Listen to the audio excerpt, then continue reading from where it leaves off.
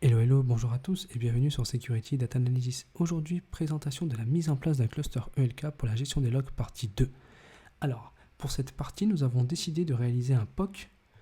Il s'agit du déploiement d'un système de supervision en utilisant des outils infra as code pour la surveillance de nos métriques système. Alors, le nom est long, mais le déploiement est rapide. Alors, le déploiement de ce POC s'accompagne d'un code disponible sur GitLab que je mettrai dans la description de la vidéo.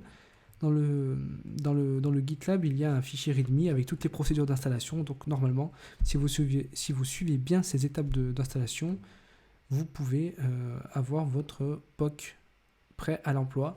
Et d'ailleurs, POC à partir duquel vous pouvez extrapoler, pourquoi pas, une mise en production, à travers laquelle je serai ravi de vous accompagner bien évidemment.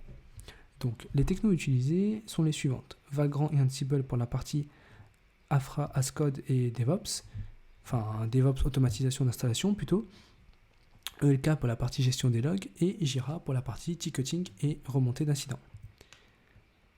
Alors, c'est parti. Je ne veux pas trop rentrer dans le vif du sujet parce que j'ai déjà une vidéo qui dure près d'une heure dans l'article. Je vais simplement vous montrer les 3 use cases que j'ai voulu valider pour pouvoir montrer comment on arrive à la réalisation de cette plateforme.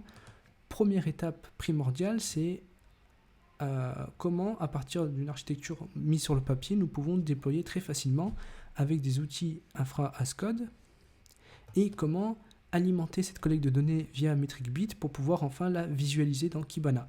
Donc, tout ce premier use case, c'est vraiment le cœur du système, c'est le cœur de l'infra de la plateforme de supervision. Pour déployer cette infra, il vous faudra entre 16 et 32 Go de RAM disponibles. Ensuite, deuxième use case qui est très important est comment on peut utiliser le framework Canva présent dans Kibana pour pouvoir créer des templates et l'automatisation de rapports de manière très rapidement. Donc on peut éditer ce genre de rapport en moins de 30 ou 15 secondes et pouvoir l'envoyer à nos managers. Donc là, c'est qu'un exemple, bien évidemment, vous pouvez le rendre un petit peu plus verbeux. Et enfin, comment créer une plateforme de ticketing d'incidents pour remonter nos alertes.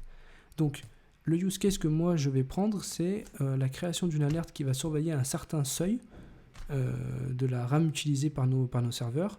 Au-delà du pourcentage de RAM, une alerte va être levée et un ticket va être géré pour informer les équipes de réponse à incident qui surveillent les serveurs qu'il y a effectivement une anomalie présente.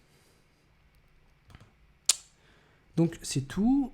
Simplement, en lien utile, le premier lien, c'est le lien vers l'article avec la vidéo complète. Et bien évidemment, le code aussi disponible dans l'article. Enfin, le lien vers le GitLab du code présent dans l'article. Et en deuxième lien, le lien vers Securilance. Donc vous pouvez venir voir ce que nous avons à vous proposer. Sur ce, je vous souhaite une bonne visualisation et à très bientôt pour de prochaines vidéos.